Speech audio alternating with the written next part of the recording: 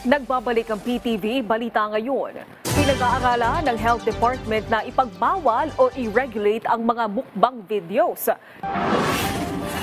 Kasunod ito ng pagkamatay ng isang food vlogger dahil sa stroke na nag-ugat sa sobra-sobrang pagkain sa kanyang vlog.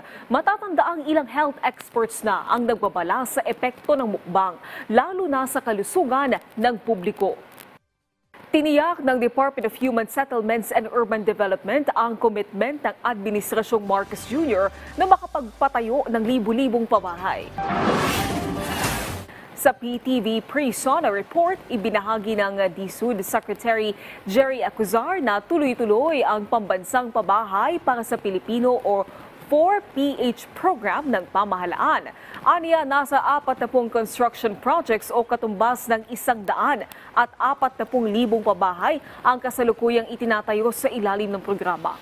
Target ng DSUD na maisagawa ang 100 construction projects bago matapos ang taong 2024.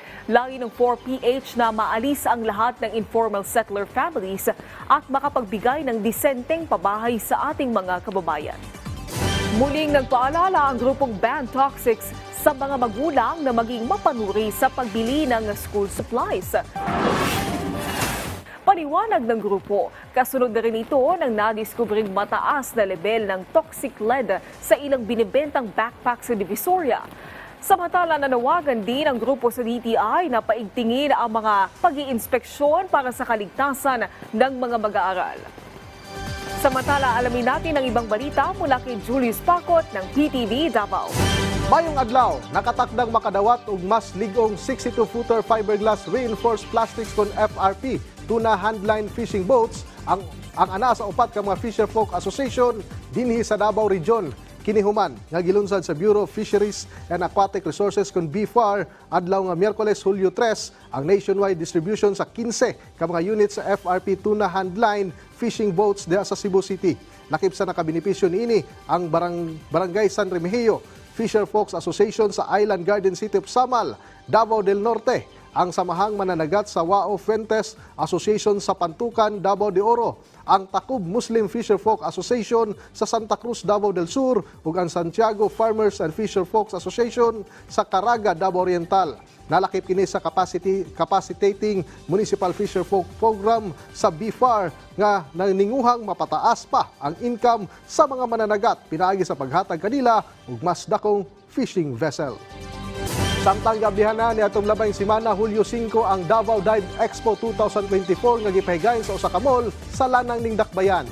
Ang maong 3-day expo gipangunahan sa Department of Tourism kon DOT-11 sa tinguha nga mapasundayag ang mga kontribusyon sa advocates o conservation groups sa pagprotekta sa marine life. Sumala pa ni DOT-11 Regional Director Tanya Rabatan.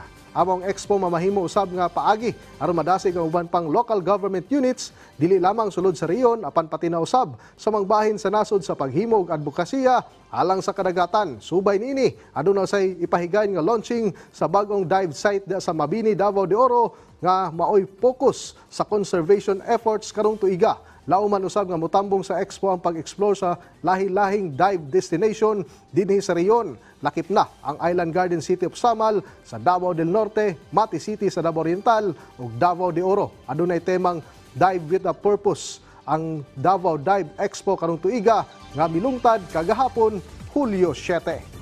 Slowly, we're getting known already for as a dive destination. So with all these efforts, we're doing promotions and developing other sites, expanding the existing dive sites that we have, and then working closely with the LGUs for establishing more facilities that can cater to divers from all over.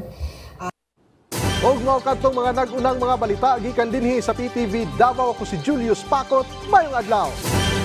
Daghang salamat, Julius Pacot. At yan ang mga balita sa oras na ito. Para sa iba pang update, i-follow at i-like kami sa aming social media sites at PTV PH. Ako po si Naomi Tiburcio para sa Pambansang TV sa Bagong Pilipinas.